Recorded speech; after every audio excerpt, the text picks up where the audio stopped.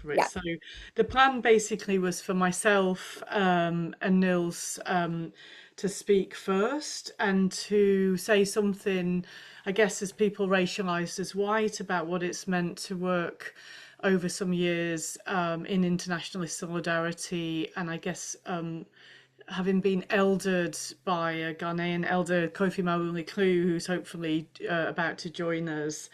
Um, the background here is that Nils and I were both co-founders of Extinction Rebellion, and in 2018, 2019, when XR really took off, a lot of money sort of flooded into Extinction Rebellion.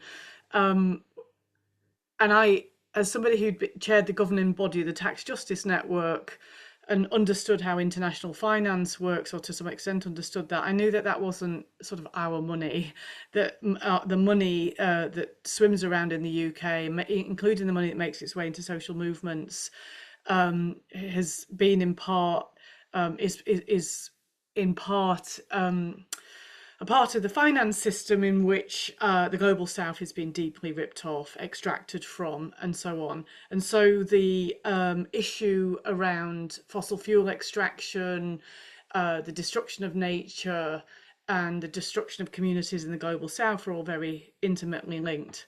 Um, what we did in Extinction Rebellion was to set up, with Kofi's help and Sister Esther Jose's help, the Internationalist Solidarity Network of XR. And we just basically shared a certain portion of our money. I have to say, there have been conflicts around that. It's surfaced a lot of the systemic issues, I guess.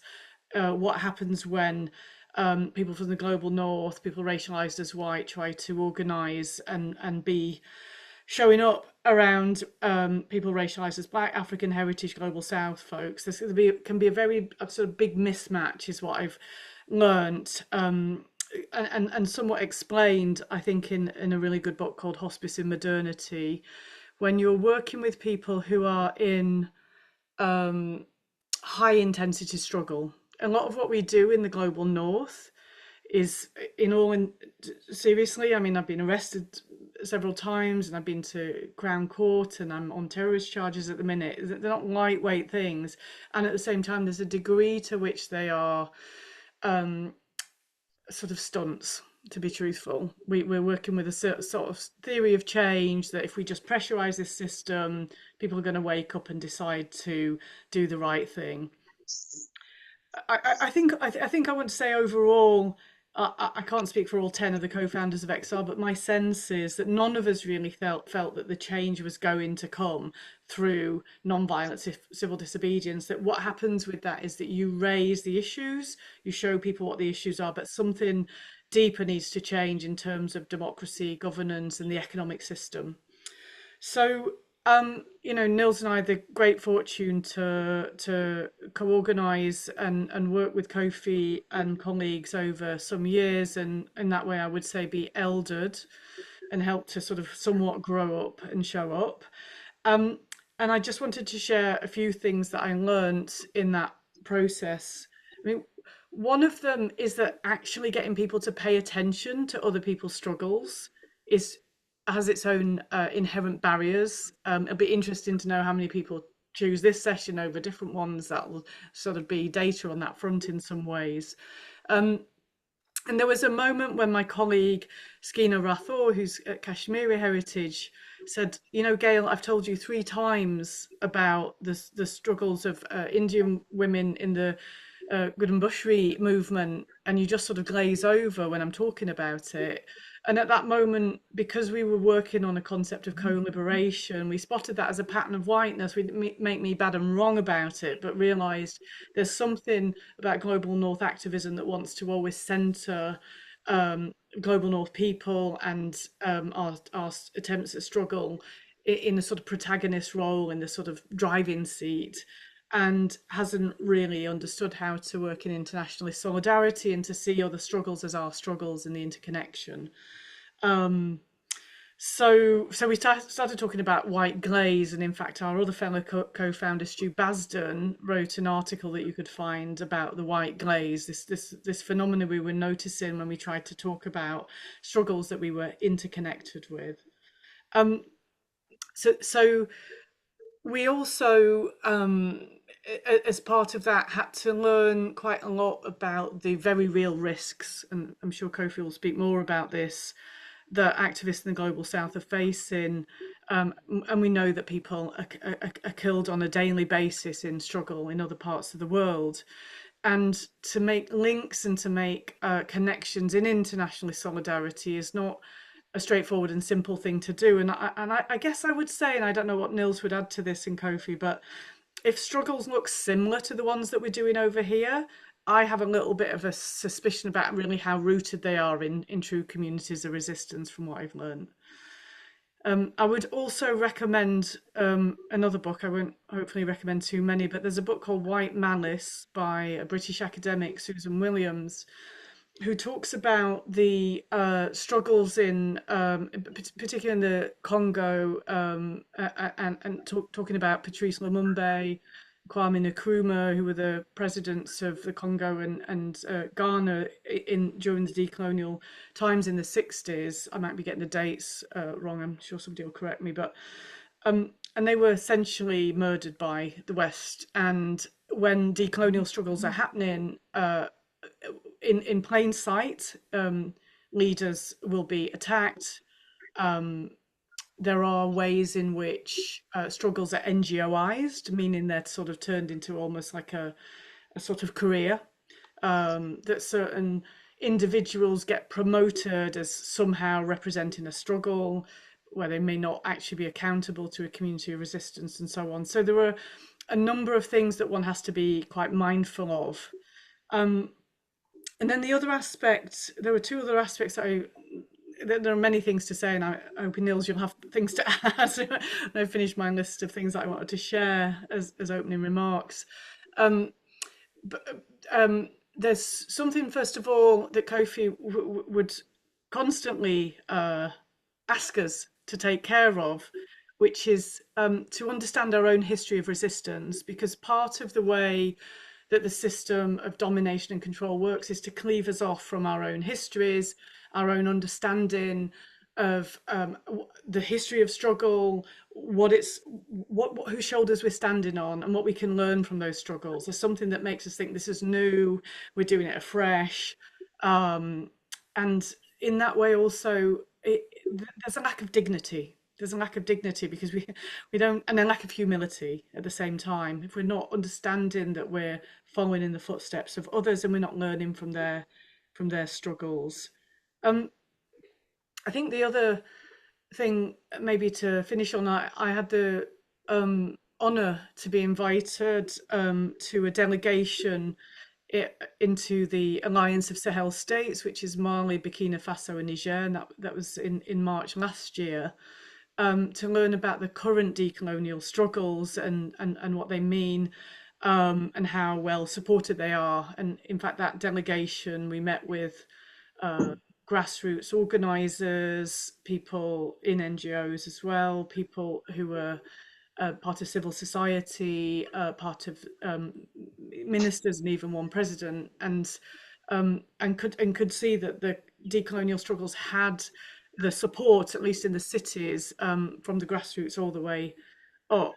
And the importance of those struggles to climate activists, I would say, is that um, the system of domination and control is based on extraction, and in particular, not only, but in particular, of course, from global majority family.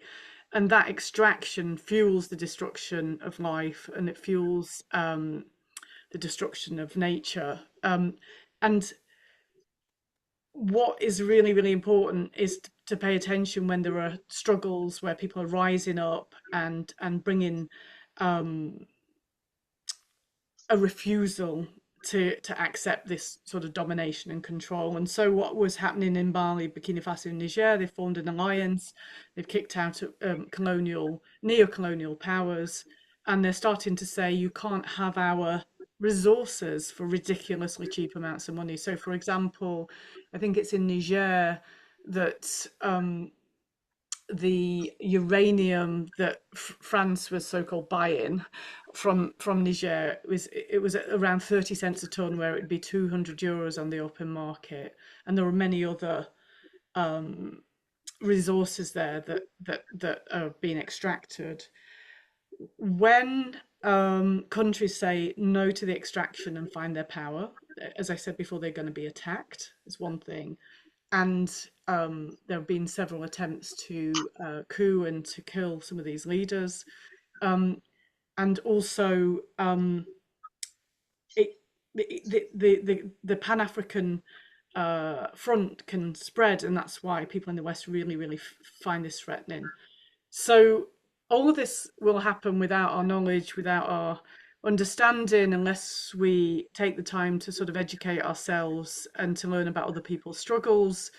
And that requires a lot of dialogue, and I think in preparation for that, to be well, to do some of the basic groundwork. And there's lots of stuff out there on racialized dynamics and what it means to be a person racialized as white, and some of the patterning that we absorb as that, whether we didn't ask for this stuff.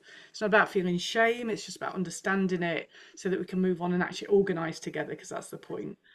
So I think that's what I wanted to say by opening, and to give the floor to Niels to talk about some current organising and whatever else you wanted to add. And then the idea was to have Kofi tell us much more about the current struggles in West Africa and anywhere else that Kofi chooses to share about. So I'll just pass over to Niels.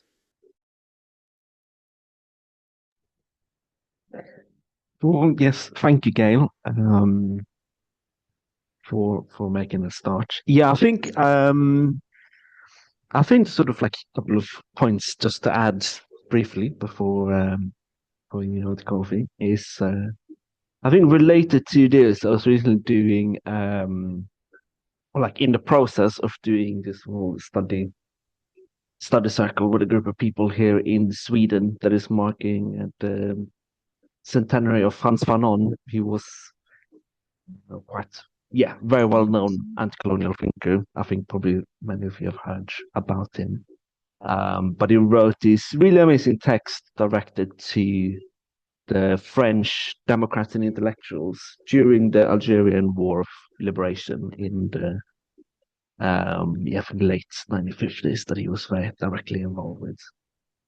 And he wrote this text very much directed towards the French left and the French Democrats, and what he kind of saw as the dynamics that came up in within their work, and very much also like raising the fact that the French left at the time was really unable to um, offer unconditional solidarity. Like everything that the French did always implied certain conditions that sort of this is what the Algerian independence movement could or couldn't do in order to for the French left to be able to be in solidarity or so-called solidarity, and yeah, also like not being able to speak or articulate a broader vision of like how France could be a better place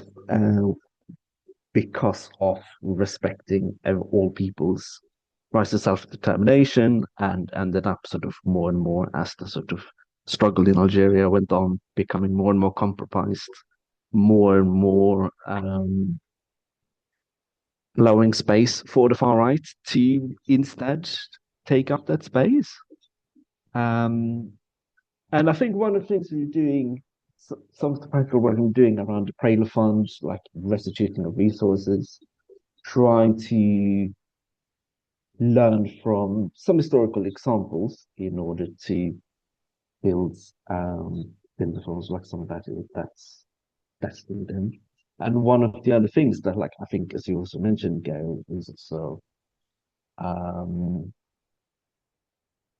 digging a bit deeper than we maybe did with Extinction Rebellion and getting that set up, like really looking at the sort of broader perspective and depth of how social movements organizing in a place like the UK has actually looked like. What are the sort of some of the dynamics and pitfalls that is taking place over quite a long time. And I think it was like being a bit more discerning of like what are the examples that we really need to draw on, particularly when it comes to trying to be part of a global movement and not just be part of a movement that sees itself as a isolated, slightly nationalist-minded, and making quite a lot of compromises with the colonial system. And like a very practical aspect of work was like working on organizing on some of it. Like last autumn, we hosted the launch of the Decolonial Open University with a with public educational events, 7 or 8 different places around the country, with delegates from movements in West Africa, South Africa, Mexico, and Peru. And one of the things that really sort of came out of that process as a sort of key priority going forward is putting there's more energy and effort into more properly restoring, restituting the stories of international solidarity organizing that do exist, like in most parts of the world. Like we all have that as our sort of core aspect of our work, really sort of um, drawing out and restituting as much as possible of that experience and those examples. If we really do aspire to create a globally connected movement for tackling some of the challenges that we need today. And yeah, like in many ways, it's also that's the only reason why we're able to even be here having this conversation about revolution and solidarity.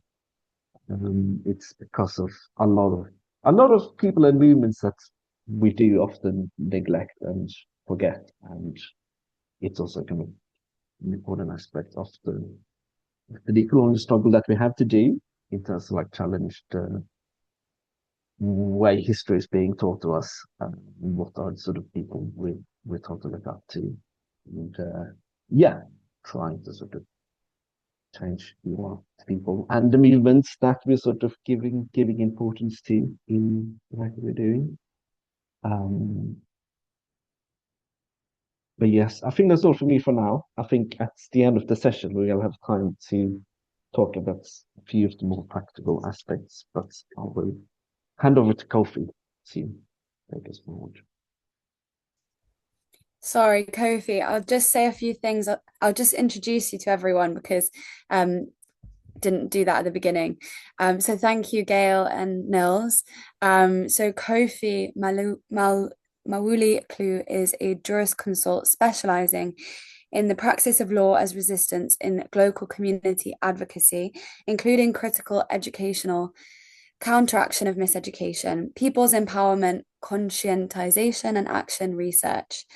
Thank you so much for joining us today. Just a reminder to everyone listening to pop your questions in use the Q&A function at the bottom. If any questions occur to you while our speakers are talking, because we'll come to those in a bit. Thank you, Kofi. Go ahead.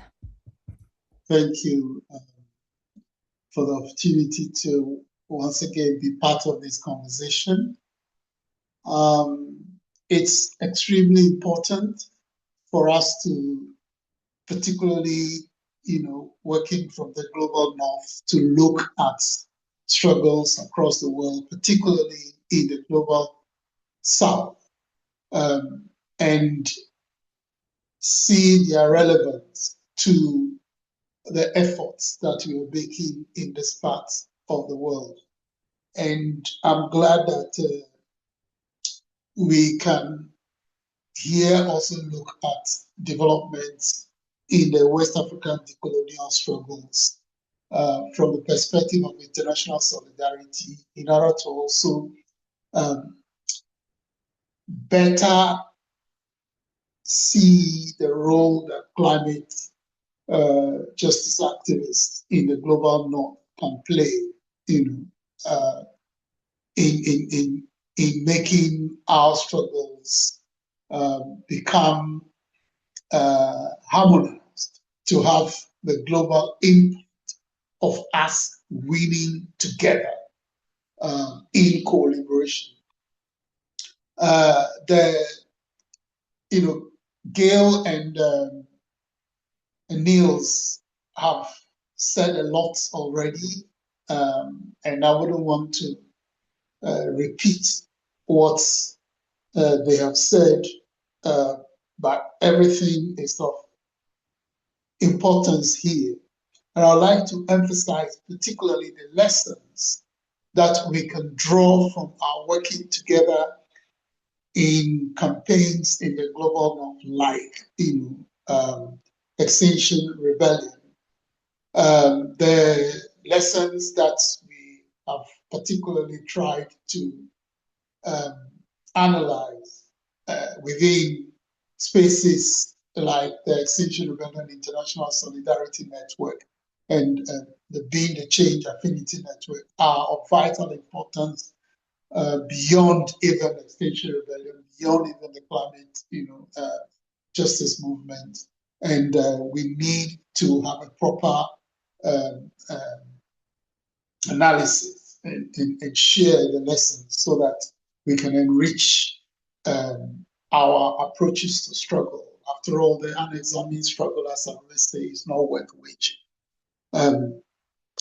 What is happening in West Africa, particularly, recently, the governments that have emerged, led by soldiers in Burkina Faso, Mali, and Niger, are reigniting the anti-imperialist struggles for decolonization, not just in West Africa, but across the world.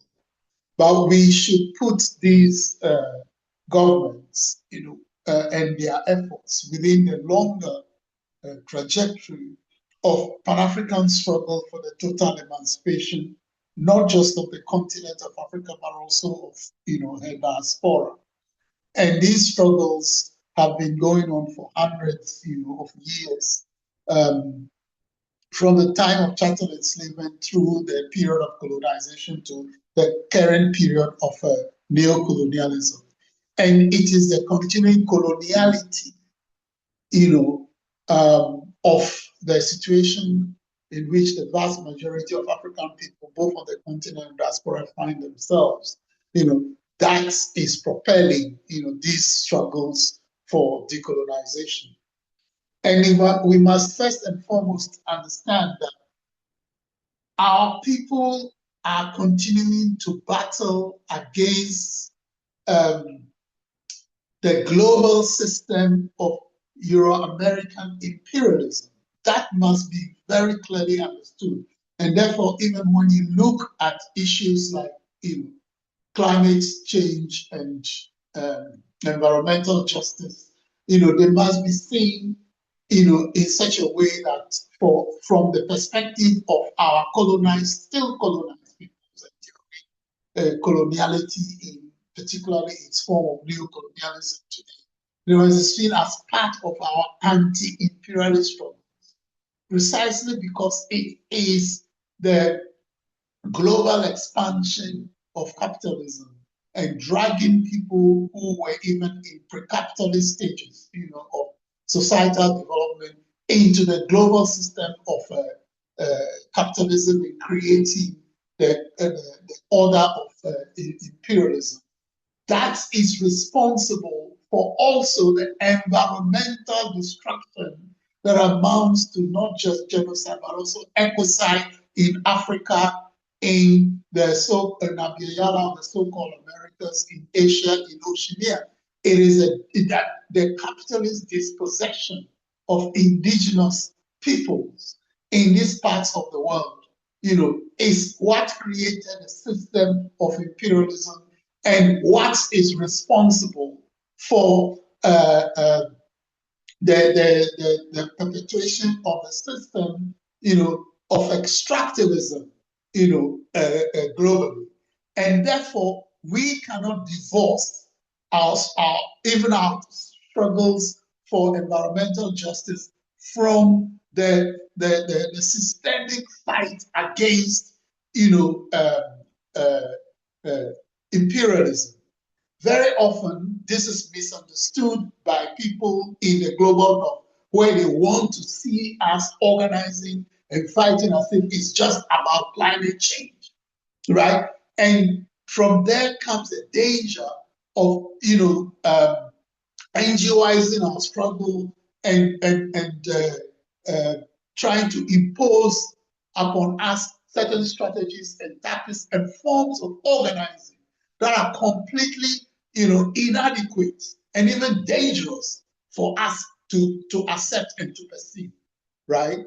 That is why internationalist solidarity is an essential part of this, right? Because if we can understand the co-liberation that must be our practice in relating our struggles to each other, and understand, solidarity in terms of the Lila Watson, conceptualization of Sabra Marshall conceptualization as a struggle of peoples, who are not trying to help each other, but they are meeting, trying to connect the struggles from different,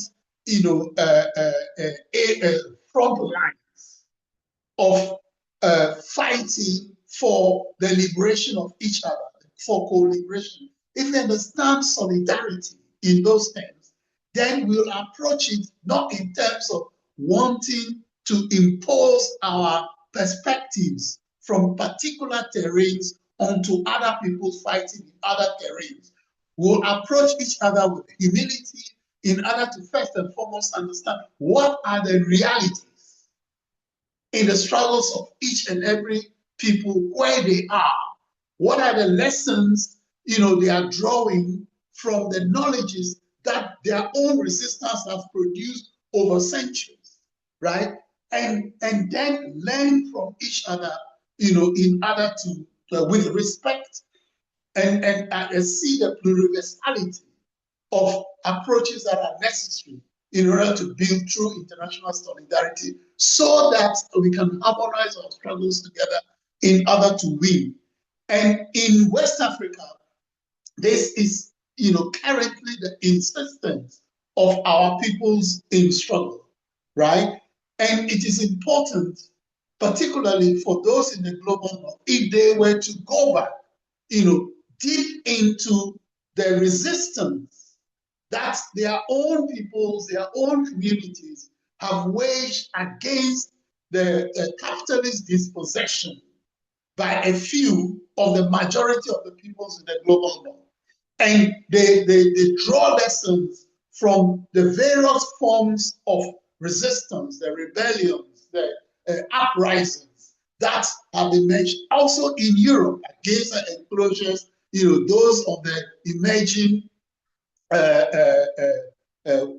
working class and labor movement, of the women's movement, the anti-colonial resistance in Europe and other parts, of the world. If they were to connect their present day struggles, to those struggles and draw the lessons, right? Then they'll have a better understanding of the anti-imperialist struggles that, continue to be waged in our parts of the world, in the global south. And that is the challenge of, international solidarity at the moment.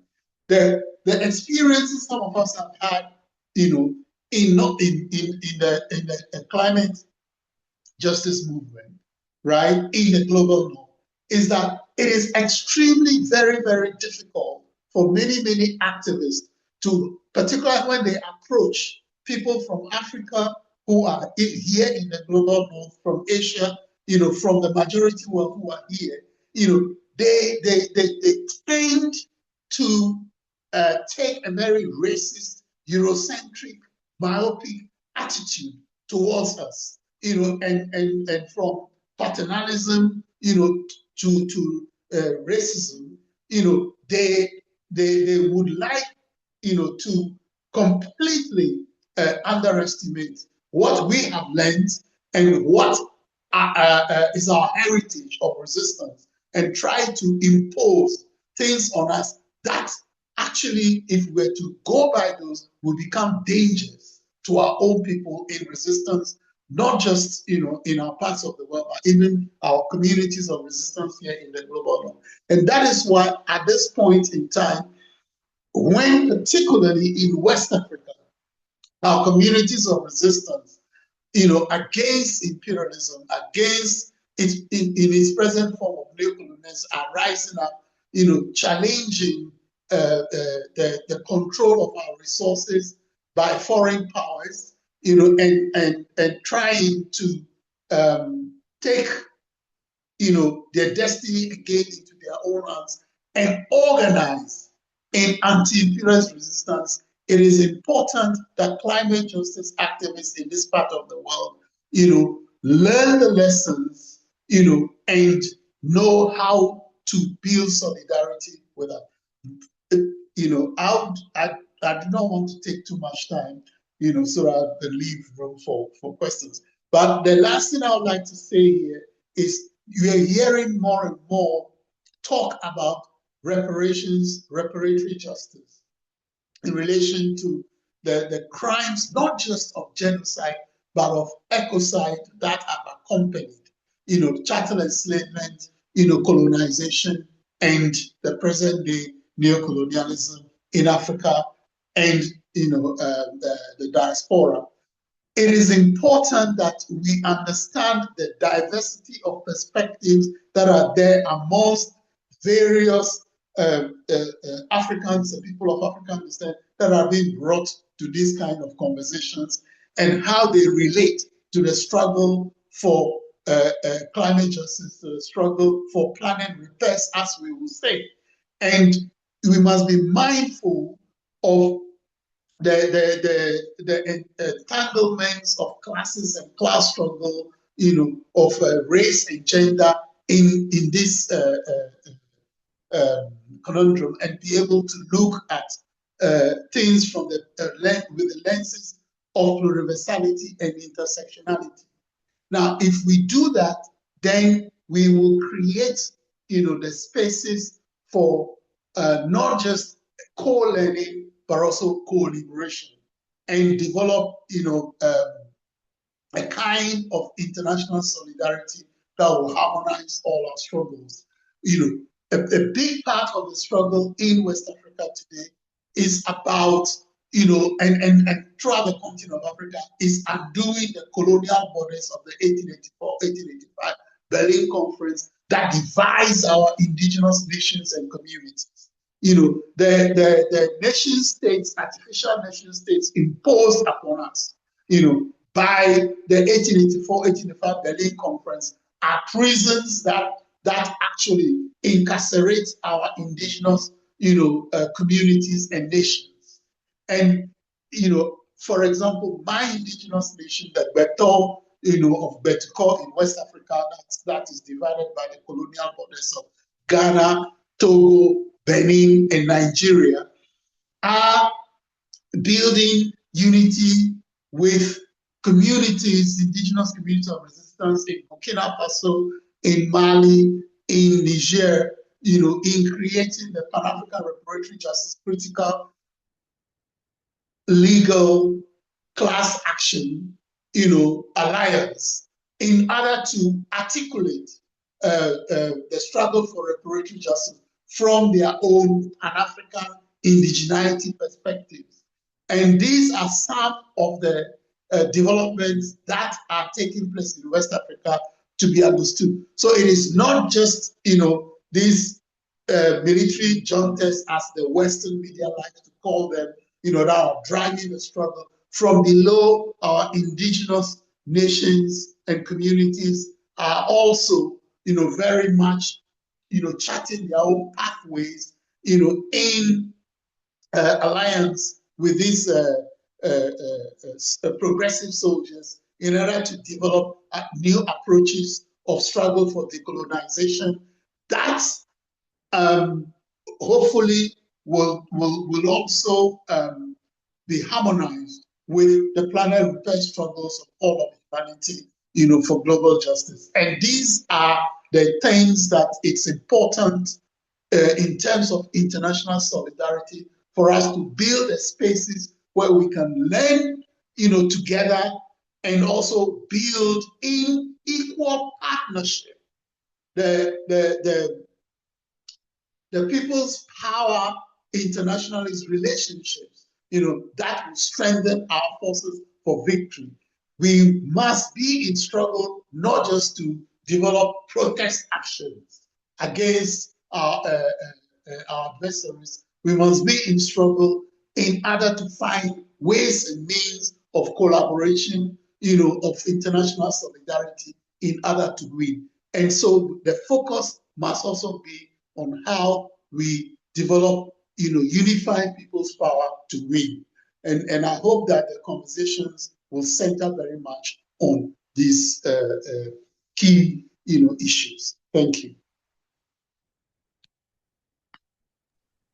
Thank you so much, Kofi. So we'll go on to questions now for about 15 minutes, and then I've just got a few closing points, and then we'll wrap up. As Ariana has said in the chat, if you have a question based on what you've just heard, please do use the Q&A function at the bottom. Pop it in there, and I'll be able to read it out. So we do have one question from Teresa, which I'll just read it out. I hear what Kofi is saying, and I wonder if we in Britain can't get our government to serve the people who voted for them. Can we not take our campaigns to Africa, where the population is rising and poverty continues? Start where most justice is needed. I mean, maybe I can start off with that one, and it would also be good if Niels would talk somewhat about the Prayler work as well, because it sort of partly, I think, answers that question. But I think there's thanks for the question, first of all, Teresa, and I think there's something where when we see other struggles and we see some victories and some strength, it can be a desire. I know I felt like that after I went to West Africa last year, or maybe I just should totally focus on this. But I think also part of the requirement actually is to build community here and to build power here, so that we can link our communities to each other. So this is what we call global linking. And because in sort of neoliberal separatism and consumerism, we're not really together, that's like a really critical piece of the work, especially as crises after crisis comes our way, and in my view we're very likely going to head into a collapse of civilization. It's really, really important that we start to build our own mutual aid networks and solidarity networks and power, build our own assemblies, and those assemblies, in my view, really need to be linked to mutual aid networks, so we're making decisions about the things that affect us.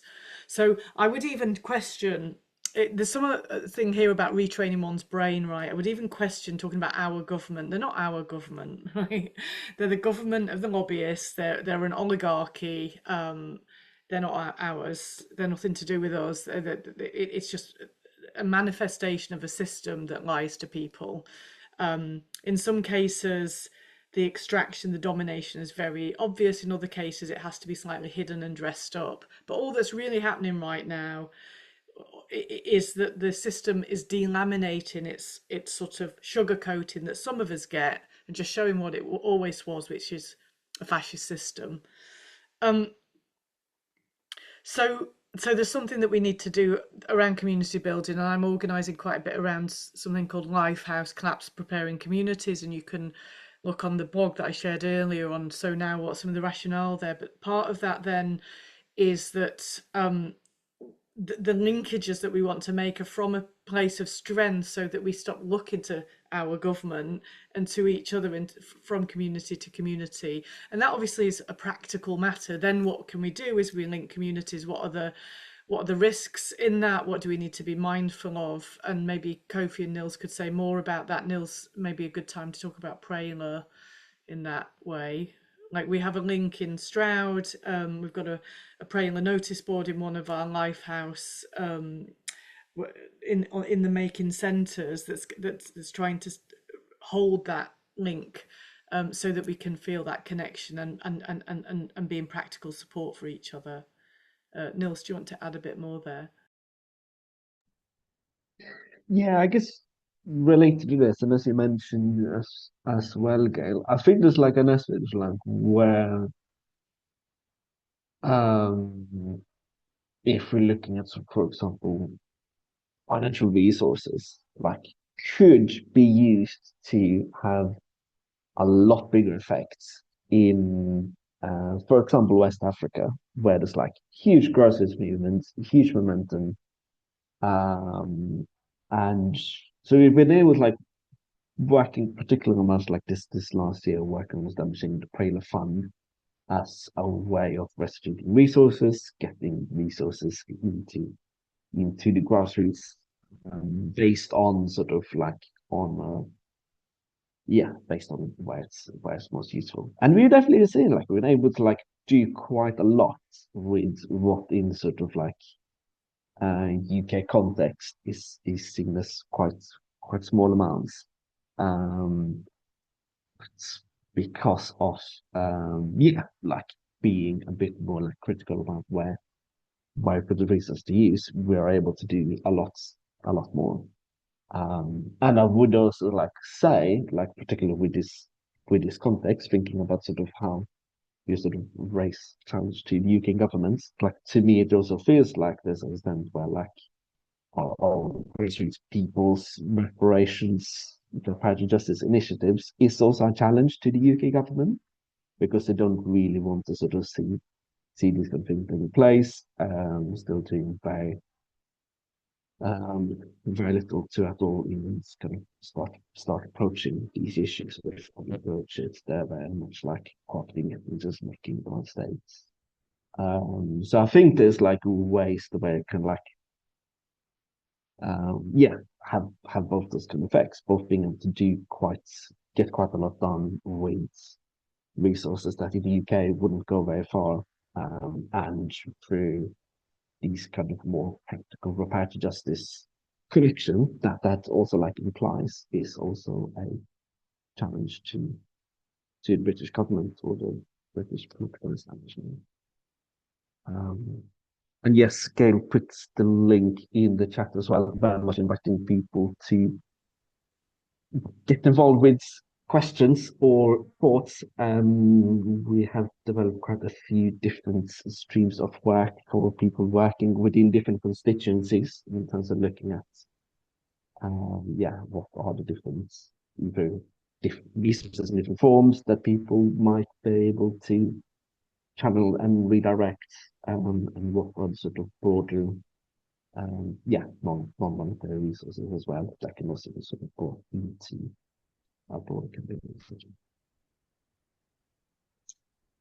Yeah, I've also seen in the charts, the proposals about or the suggestions around reparations, and it's true that yes, a lot has been stolen, by the ruling classes of Europe, from Africa, Abiyala, Oceania, Asia, which we need to deal with because the robbery continues into the present. The current global order is still one of extractive robbery, of our resources, and also of genocide and ecocide, in the destruction of the planet, but first and foremost of our own homelands.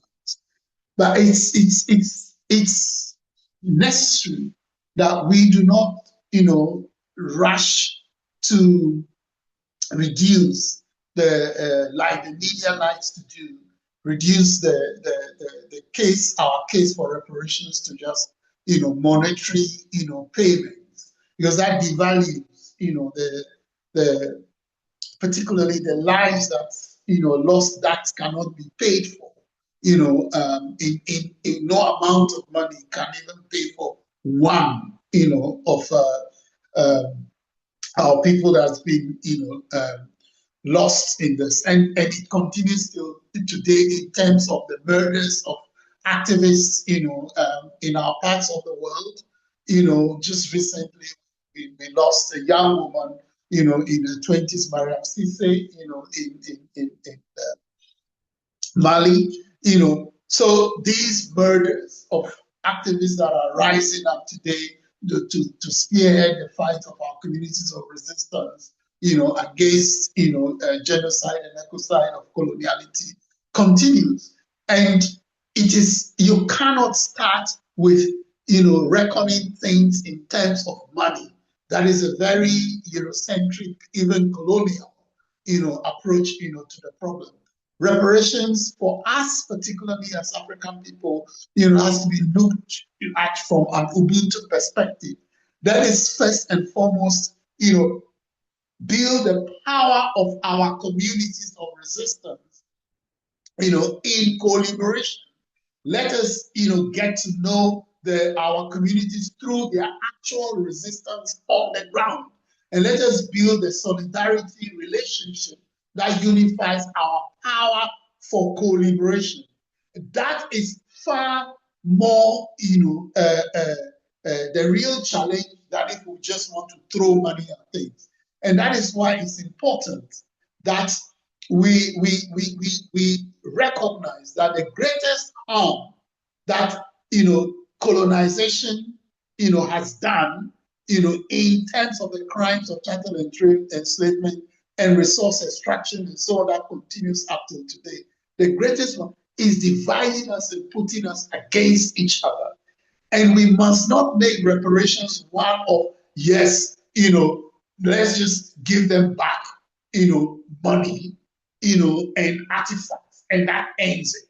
No, the repair of the harm to our common humanity, that is reparatory justice demands in its real, meaningful terms of planet repairs, is first and foremost about repairing, recovering our common humanity first and foremost, right? And if we are able, through dialogue, through meaningful dialogue, through truth telling, through building power, that's, effectively secures for all of us co-liberation. That is what true reparatory justice, is all about. And that is what we must set ourselves, to do. And the contributions that we can make through the Prayer Fund, for example, towards this, should be to serve this purpose. Let us not make money the end of reparatory justice. Money should just be a means, to achieving what is the actual goal of reparatory justice, which is recovering in collaboration together our common humanity.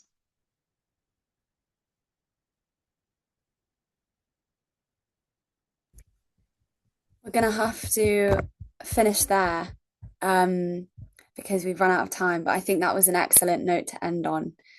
And I think it also speaks to what you were saying, Gail, about rewriting our frames for solidarity. It's not about solidarity, it's about co-liberation.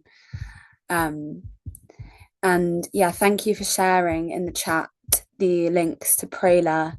And actually, it would be great, Gail, if you could put in the chat the books that you mentioned. I think it was White Malice and Hospicing Modernity. And if there were any other resources mentioned that haven't been put in the chat, that would be great as well. I tried to note some down, but I'm sure I didn't get all of them. And thank you so much to everyone that joined us for the session today.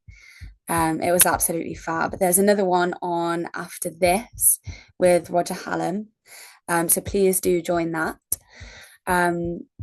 And yeah, as you can see, Ariana has put in the chat the pathways to action that you can take as a result of what we've learned over the course of the festival, and also in this session.